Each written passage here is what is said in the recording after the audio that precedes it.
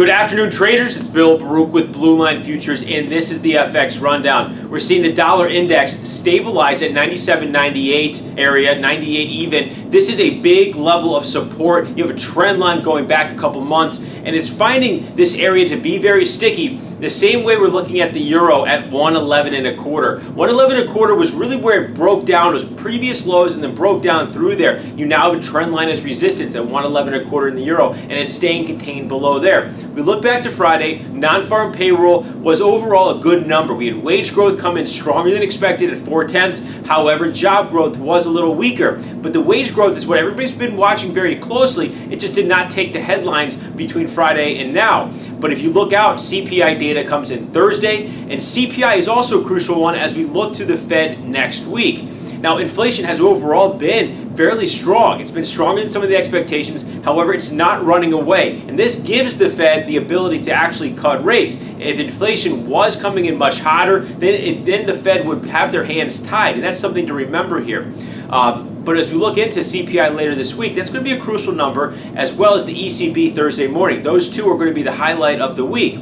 Tomorrow morning, we have JOLTS job openings, and we have earlier today, various numbers coming out of Europe and the UK were worse than expected. So we overall saw, again, the euro trying to tick up on the session, but overall a quiet day. Now, the yen had a lot of volatility. We've seen safe havens fall out of bed here overall. The treasuries down sharply, the 30-year bond, the yield out above 210. The prices have broke below a support level of 163. Gold is moving closer to 1,500, but the yen, it broke support last week, 93.80. We're seeing a path of least resistance to minor support at 93, and then below there you have about 92.55. That's a trend line. That's an area where you want to watch very closely. That's where we could see a target here in the end to the downside, especially if the dollar stabilizes. Remember, we do think the dollar can overall stabilize and move higher here on the session, targeting an upside of 101. Sorry, not the session, but over an intermediate term, targeting 101 over the longer run. We do think that the U.S. data is going to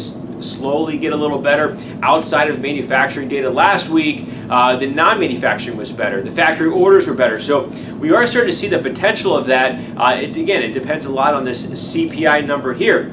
Now, also with equity markets, they're going to factor in on the yen. The equity markets were fairly quiet, but one thing you want to keep an eye on is the Shanghai Composite. The Shanghai Composite gained almost 4% last week and into today. However, you do have a lot of resistance overhead in the Shanghai Composite. If we start to see Asian equity markets weaken from here, then the yen could find some support regardless of what the U.S. equity markets are doing. So keep a pulse on that. Now, we do have tonight inflation data coming out of China. It's going to be pretty crucial on the yen front, equities again in Asia, but also for the Aussie dollar. Also, we do have business confidence coming out of Australia, and the Aussie dollar did move out above a resistance level at 68.40. It's fairly supportive out above 68.40. However, there is strong resistance at 68.90 overhead. That's where the 50-day moving average is and a 50% retracement. So keep an eye on 68.90. Now, for the Canadian dollar, we have to be bullish. We've wanted to be bullish before, and it has failed on us, but it's consolidated. It's never broke below 75 and closed below 75. We are now out above 75.89, 75.85 area, which was our resistance.